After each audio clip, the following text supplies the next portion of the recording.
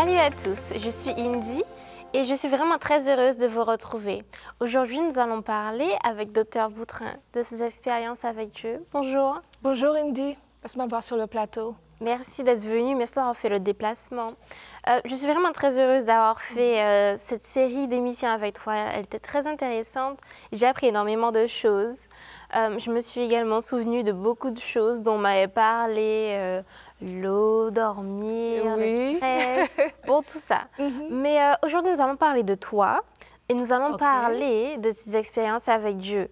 Donc, ma première question, je sais que tu as fait des études très longue. Ma première question, ce serait comment tu as fait pour gérer Dieu et les études? Parce que ce sont deux, je ne veux pas dire sujets, mais on va dire sujets. Mais en tout cas, ils requièrent tous les deux beaucoup de temps et beaucoup d'attention. Donc, comment tu as fait pour garder l'équilibre entre les deux et pouvoir t'épanouir dans les deux? Très bonne question. Eh bien, pour moi, c'était un système de priorité. Donc, je commence toujours le matin avec, comment on dit, le culte du matin. Bon, pour moi c'est l'essentiel.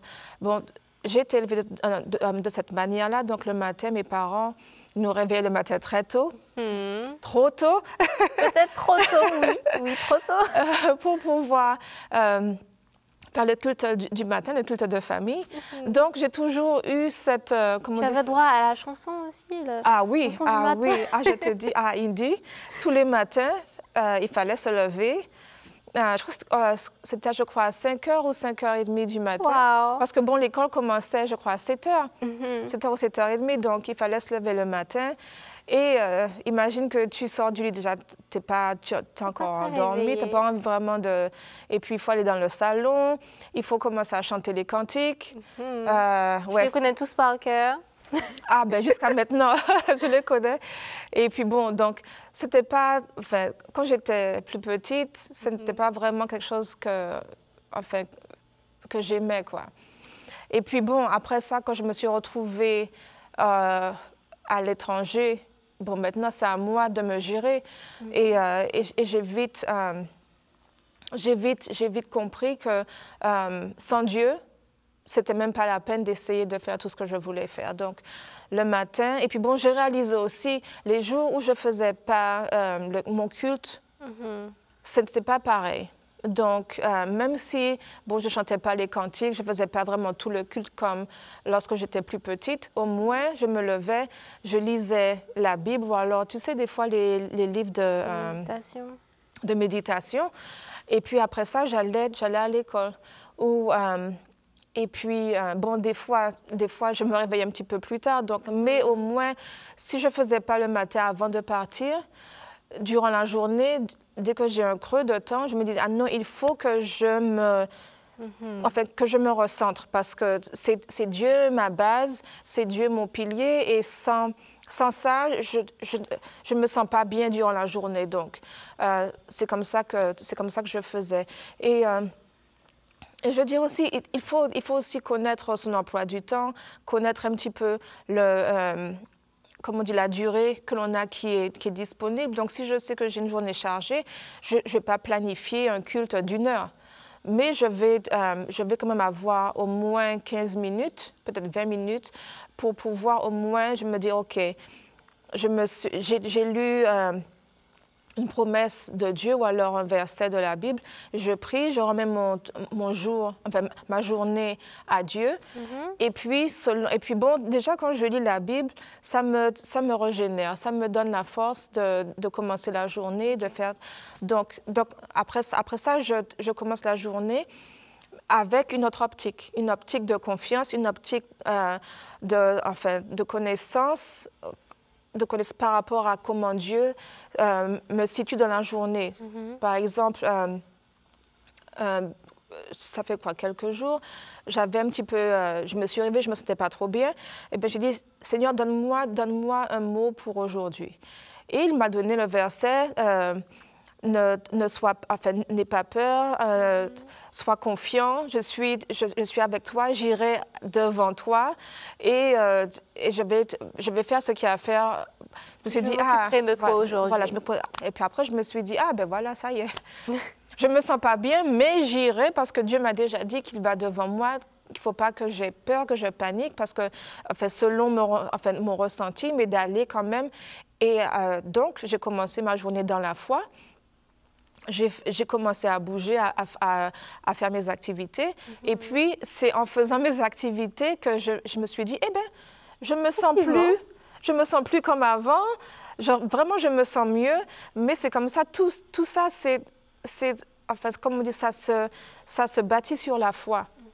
Et tu sais, la foi, c'est une chose progressive.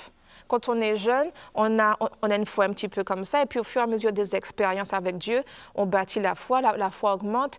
Et là, on commence vraiment à avoir une autre dimension au niveau de la relation avec Dieu. Donc, au fur et à mesure des années, j'ai bâti sur cette dynamique, toujours en commençant avec Dieu. Et à la fin de la journée aussi, avant de m'endormir, je remercie Dieu pour la journée et puis je prie. Et puis après, je continue comme ça. Donc, pour moi, c'était planifier mes journées en toujours, comment dire ça, avoir un créneau pour Dieu, pour passer un moment avec Dieu. Des fois, c'est même pas une demi-heure, 1 heure qu'il faut, même des fois 5 minutes, je m'arrête, je dis, Seigneur, aide-moi, donne-moi la sagesse, aide-moi à me recentrer sur toi, sur tes promesses. Et puis, à ce moment-là, après 5 minutes, je me sens beaucoup mieux et puis voilà, je repars à nouveau. OK. Parlons d'expérience. Est-ce que tu en as une, plusieurs, que tu aimerais bien partager avec nous? D'expérience avec Dieu? Oui. Alors là, j'en ai plein. OK. On écoute attentivement. Eh bien, qu'est-ce que je peux... Par exemple, alors tu veux, quand j'ai quitté la Martinique, quand j'étais en Angleterre, tu veux... Allons commencer par l'Angleterre. L'Angleterre. Alors, l'Angleterre, par exemple, je me rappelle une fois, quand j'étais étudiante à Londres, pour ma licence, c'était la moitié du mois, et il me restait plus d'argent. Okay. Alors, le contexte, c'était que, pour être plus, économe au niveau financier, je louais une chambre chez l'habitant, chez une dame qui avait un fils. Et la dame, c'était une musulmane, très engagée. Et sa personnalité, elle n'était pas méchante, mais ce n'était pas le genre hospitalier. Enfin, elle n'était pas hospitalière pour dire « Ah, bonjour Marie-Claire, comment ça va? Tu te sens bien? » Non, ce n'était pas son style du tout. C'était, je disais « OK, bonjour, bonjour. » Et puis voilà, je fais mes affaires, elle fait ses affaires. Et puis, la moitié du mois est arrivée et j'avais fait les courses au début du mois, quand j'avais reçu mon chèque, la bourse, tout ça, et mes parents aussi. Et à la moitié du mois, j'avais fait les courses, il ne restait plus rien. Les placards étaient vides et j'avais toujours faim. Oui. Ça ne s'arrête pas. Ça ne s'arrête pas. Alors, je suis rentrée la veille, quand je suis rentrée, il me restait la moitié, tu sais, des paquets de soupe, la poudre. Et puis après, on ajoute de l'eau pour pouvoir faire un genre de soupe. Il me restait la moitié d'un paquet. Il me restait une poignée de spaghettis. Et il me restait un petit peu de farine. J'ai dit, je vais être créative, je vais faire, comme on dit, un repas avec ça. Alors, j'ai fait une soupe, j'ai cuit les spaghettis dans la soupe, et puis j'ai fait des, comment on appelle ça? En Angleterre, ça s'appelle ça les dumplings. Je crois aux Antilles, ça s'appelle ça les dombrés, mais les dombrés, ils sont en général petits, mais j'ai fait des gros dombrés parce que, avec la farine qui me restait. Et j'ai mangé ça, et puis ça s'est terminé. Après ça, les placards étaient vides, j'avais plus rien. Eh bien, j'ai regardé les placards qui étaient vides, j'ai dit, Seigneur, maintenant c'est à toi de jouer ton rôle parce que moi, j'ai plus d'argent, j'ai plus rien. Donc, tu as dit dans ta parole que tu vas t'occuper de ces enfants pour voir, parce que j'ai toujours été fidèle dans la dîme et les offrandes. Même quand j'avais mes bourses, je payais la dîme et les offrandes sur mes bourses.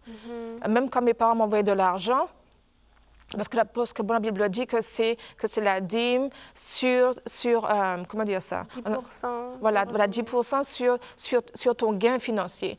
Donc, dès que j'avais un gain financier, soit que mes parents m'envoyaient de l'argent ou alors les bourses, je payais toujours la dîme et les offrandes dessus.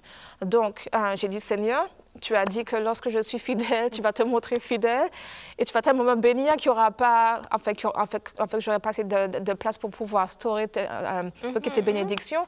J'ai dit, bon, ben, maintenant les placards sont vides, alors c'est à toi de jouer. Et ben, j'étais à l'université, j'ai pris mes cours et le soir en rentrant, je me suis dit, bon, ben, on va voir qu'est-ce que Dieu va faire. Alors, dans mon esprit, je me dis, peut-être que Dieu va envoyer mes amis. Si j'envoie un texto à mes amis pour dire que je n'ai pas à manger, peut-être qu'ils vont m'envoyer à manger. Donc, je réfléchis comment je vais essayer de répondre à mes besoins. Et puis, en rentrant à la maison, les placards étaient toujours vides, mais la dame n'était pas rentrée. Et puis, finalement, elle est rentrée 20 minutes, un peu plus tard. Et elle est rentrée avec des sachets de courses. Je me dis, bon, elle a fait ses courses, machin. Alors, elle met ses courses. Qu'elle n'est pas très proche de toi. Voilà. Alors, je n'ai aucune attente par rapport à cette dame-là. Et puis, alors, elle met ses courses dans ses placards. Et puis, après ça, elle se retourne vers moi. Puis, elle me dit, Marie-Claire? J'ai dit oui. Et puis, elle me dit, j'ai fait des courses pour toi aujourd'hui.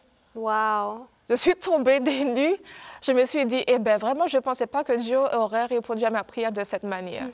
Il a utilisé la dame qui n'était même pas chrétienne, qui n'avait pas une apparence d'être à l'écoute du Dieu que je connaissais. Eh bien, il a utilisé la dame pour pouvoir répondre à mes besoins. Elle avait acheté assez de courses pour moi, ça m'a duré jusqu'à la fin du mois, jusqu'à mon prochain chèque. Et tout ça, c'est pour dire que des fois, on regarde des gens d'une manière, on va dire, ah oui, ils ne sont pas chrétiens, ils ne connaissent pas la voix de Dieu, tout ça.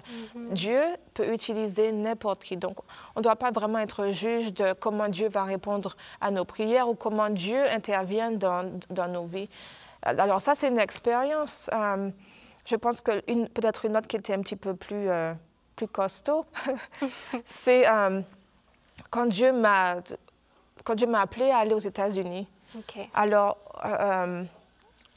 comme j'ai dit, alors à ce moment-là, bon, alors ça a commencé, j'ai une copine française qui est mariée à un Anglais et il travaille toujours à Loma Linda. Et ils ont des enfants, elle voyageait... Elle retournait aux États-Unis avec ses enfants et elle m'a demandé, Marie-Claire, tu peux venir m'aider à voyager avec les enfants? J'ai dit oui, elle a 3 enfants. Et à ce moment-là, je travaillais, j'avais un très bon poste. J'étais manager en Angleterre, j'étais manager pour une compagnie pharmaceutique, j'étais manager pour l'Irlande et le Royaume-Uni et c'est moi qui dirigeais le service de département c'était un développement du diagnostic d'une maladie sanguine. Donc, je couvrais tout le Royaume-Uni. J'étais bien payée, j'avais ma maison. Je venais de refaire ma maison entièrement de haut en bas. J'avais refait ma cuisine, j'avais refait la salle de bain, j'avais peint partout, j'avais refait le plancher. Nouvelle moquette, mais tout, j'avais refait toute la maison.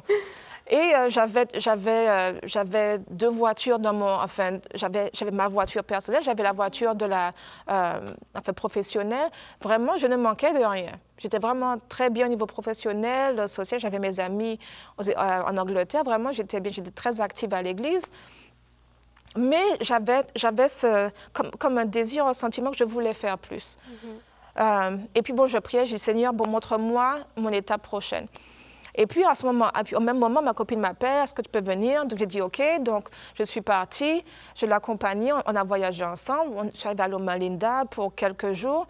Puis après ça, je retournais sur l'Angleterre pour pouvoir, retourner au travail. Mais moi, je suis très curieuse. Alors, j'ai dit, bon, je vais aller voir qu'est-ce qui se passe à Loma Linda. Parce que bon, tout le monde parle de Loma Linda. J'ai dit, moi, je vais aller voir qu'est-ce que c'est Loma Linda. Et puis, alors, j'étais avec son mari parce qu'il travaillait. Et puis, on mangeait à la cafétéria. Et puis, il y a un monsieur qui est venu. Et il travaillait à Loma Linda aussi. Et on a commencé à parler. Le mari de ma copine m'a présenté. Et puis, on a commencé à parler et la personne,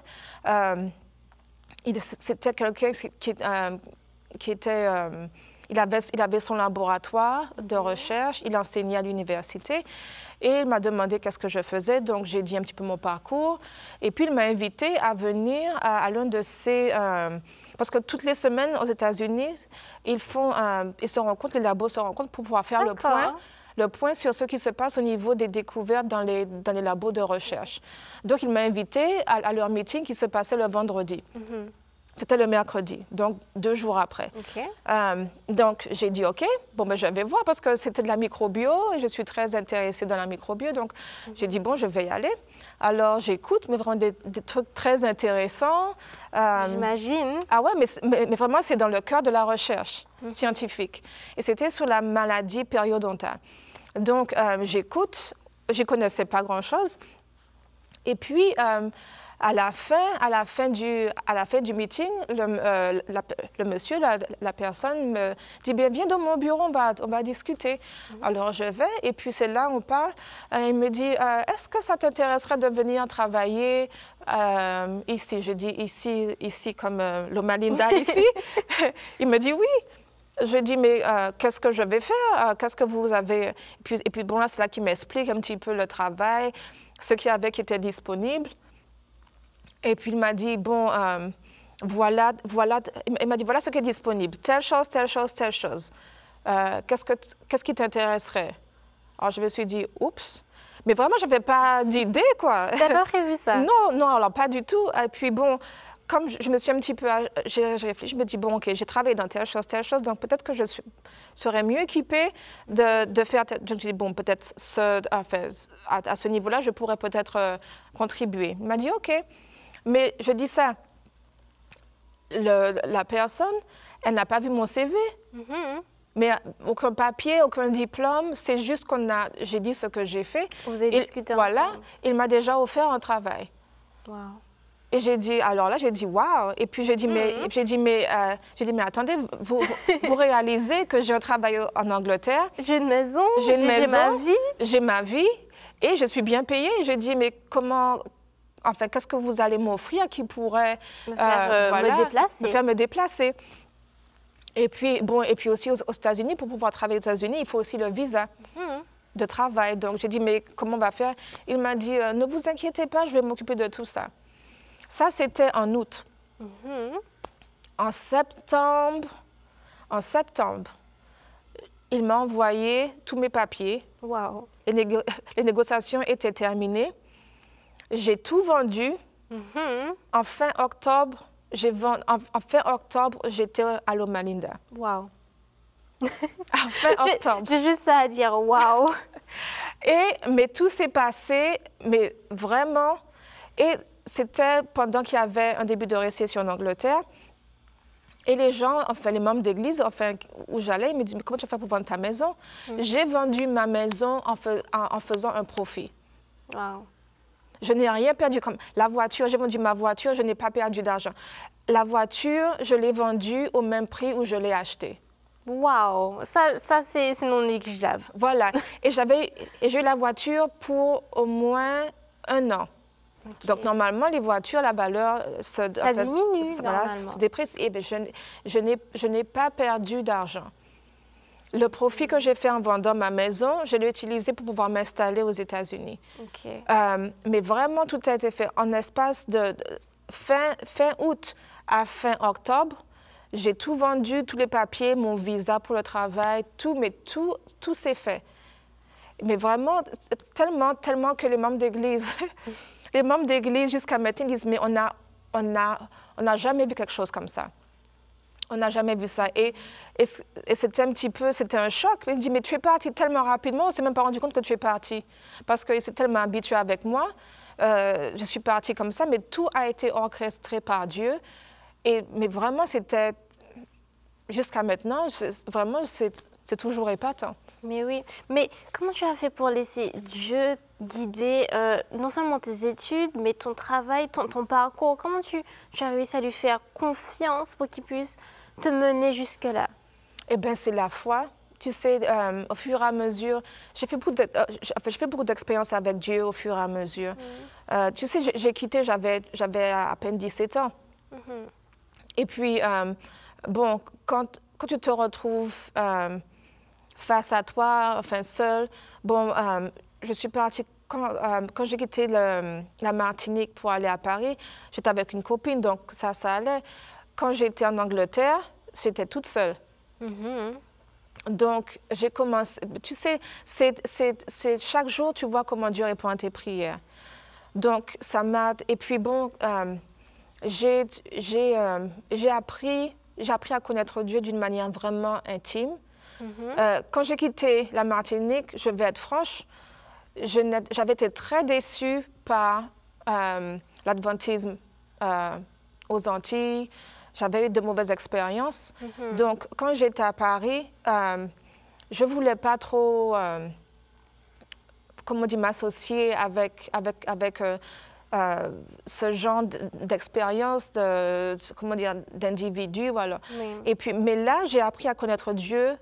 Réellement. Voilà, en dehors réellement. En dehors du temple et tout ça. Voilà. Et j'ai appris à connaître Dieu en tant que mon père. Mon père intime. Et c'est comme ça que j'ai bâti ma foi. Et j'ai quand même passé 14 ans en Angleterre. Okay. Donc, 14 ans en Angleterre, j'ai quand même bâti une bonne expérience avec Dieu, au point que lorsque j'ai prié pour demander à Dieu, OK, est-ce que cette affaire de Loma Linda, ça vient de toi? Parce que quand même, c'est beaucoup. Oui. Changer déjà, parce qu'en 2009, j'avais dit, il y a 3 choses que je n'allais jamais faire. Je n'allais jamais travailler aux États-Unis et je n'allais jamais fréquenter, enfin, avoir un copain américain. Wow, ça fait beaucoup. Et voilà. Et octobre est arrivé, j'avais eu un copain américain et j'étais en chemin sur les États-Unis. Donc complètement différent. Complètement. Le Seigneur a dû rire en janvier quand j'ai dit en 2009, je ne vais jamais. Il s'est dit, ah bon, on va voir. On verra. Oh, voilà. Et bien voilà, donc quand l'affaire de Loma Linda a commencé à se montrer, j'ai dit, Seigneur, attends, parce que là, vraiment, là tu fais des choses. Là, tu remets tout en question, là. Tout remets tout en question, voilà. Et puis, donc, j'ai prié, et puis j'ai demandé confirmation que c'était vraiment lui. Et puis, à travers des versets bibliques, Dieu m'a montré, oui, je suis avec toi, c'est bien moi. Donc, tu peux y aller. Et alors là, c'était vraiment une expérience de foi. Parce que, comme j'ai dit, je connaissais personne. Je n'avais aucun cercle social, aucun cercle au niveau de l'Église. Professionnel, je connaissais personne. Et puis, en plus, le boulot, c'était dans la microbiologie. Enfin, mon rôle professionnel, c'était au niveau de la microbiologie moléculaire et à l'école de médecine. Wow. Alors, déjà, je ne voulais pas trop au niveau... Déjà, au départ, génétique et moi, on n'était pas amis. Alors, déjà, pour faire ma première maîtrise en parasitologie moléculaire, ça, c'était une expérience de foi parce que je ne voulais pas entendre ni parasito, ni moléculaire. Mais là, j'avais dit à Dieu, OK, tu fais le choix parce que j'avais postulé pour plusieurs autres programmes de maîtrise et il n'y avait rien qui se passait. J'ai dit, OK, Seigneur, maintenant, tu fais le choix, tu ouvres les portes qui sont pour moi et ce qui n'est pas pour moi, tu fermes les portes. Il a ouvert une seule porte. C'était la porte de la maîtrise en parasitologie moléculaire. Donc, j'ai dû aller dedans parce que, tu sais, quand on prie, il faut aussi avoir la foi pour dire, OK, quand Dieu me montre la réponse, maintenant, je dois obéir. Il faut que je la voie. Voilà. Il faut que je reconnaisse que il faut que je reconnaisse que c'est la, enfin, voilà, que c'est la voix de Dieu. Une fois que j'ai reconnu que c'est la voix de Dieu, il faut que j'obéisse. Donc, quand j'ai reconnu que c'était la voix de Dieu, j'ai dit, bon, maintenant, Marie-Claire, tu as dit ton mot à Dieu, maintenant, il faut garder ce que ta promesse à Dieu. Donc, j'ai dit, bon, je ne connais pas, je ne veux pas, mais c'est Dieu qui m'a montré que c'est bon pour moi, donc je vais y aller. Donc, enfin, j'ai été. Et c'est pareil pour mon déplacement pour les États-Unis. J'ai dit, Seigneur, je ne veux pas aller aux États-Unis. Je veux pas les 14 jours de congé, mais tu m'envoies. C'est ce que tu me montres. J'ai prié. J'y vais. Donc, mais vraiment, c'était la foi. Je te dis, j'ai atterri à Loma Linda. Je ne savais pas pourquoi j'étais à Loma Linda. Je savais que j'avais un travail, je savais que Dieu avait... Enfin, j'avais un travail, donc ça veut dire que j'ai quand même de l'argent qui rentre, je pourrais avoir un hébergement, je pourrais pourvoir mes besoins financiers. Mais si tu me demandais pourquoi j'étais à Loma Linda, je ne savais pas. Et ça m'a pris plusieurs années avant que je sache pourquoi. Enfin, et je n'ai jamais su, comme on dit, vraiment le projet, comme on dit, le but, comme on dit, ultime de mon déplacement sur les États-Unis. Mais je savais que c'était là que Dieu voulait que je sois, donc j'ai été. Mais c'est seulement quand j'étais au cours de fur et à mesure, quand j'ai vu l'effet que je pouvais avoir sur les élèves, enfin, au fur et à mesure, différents projets, rencontrer mon mari, même faire la recherche à Loma Linda, enseigner à l'école de médecine à Loma Linda. Tu peux dire que Dieu s'occupe de toi même aujourd'hui. Ah oui, voilà, et même. Donc c'est au fur et à mesure que l'on voit vraiment les plans de Dieu. Donc maintenant, je vois un petit peu plus pourquoi Dieu m'a cheminé sur les États-Unis. Mais au départ, je te dis, je n'avais aucune idée. C'était vraiment la foi, mais la foi totale. Comme on dit, c'était une obéissance totalement, comment dire ça, une obéissance aveugle. Ok, une confiance totale. Confiance totale. Je ne savais pas pourquoi. Ok. Donc, est-ce que tu as un petit mot d'encouragement à dire à un jeune qui te regarde et qui ne sait pas ce que Dieu lui dit, mais qui veut avoir confiance en Dieu, comme tu as eu confiance en Dieu? Oui, alors, la confiance en Dieu, ça vient avec les années. Au départ, comme on dit, sois patient. N'essaie pas d'avoir une foi de géant, mais apprends à connaître Dieu, d'une manière très intime. Imagine que Dieu, que c'est ton Père, et c'est pas bon. Ça dépend des expériences familiales. Si tu n'as pas eu un bon père, Dieu c'est pas comme ça. Dieu est un très bon père. Recommence, comme on dit, ta découverte des relations familiales en se basant sur Dieu. Écoute, Dieu est très bon, Dieu est fidèle. Dieu s'occupe de ses enfants. Dieu n'oublie jamais ses enfants dans tous les détails. Donc, écoute ce que Dieu a pour toi. Persévère et crois en Dieu. Même des fois quand tu ne vois pas ce que Dieu veut faire en tant que but final, mais crois en Dieu et il va diriger tes pas et il te donnera du succès. Ok.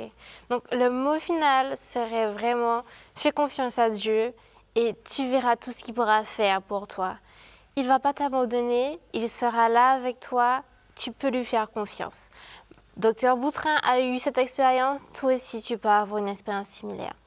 Je te remercie d'avoir été avec nous, je te remercie d'avoir pris ces minutes de ton temps pour nous regarder et je te dis à la prochaine fois, que Dieu te bénisse, que Dieu te garde. Au revoir.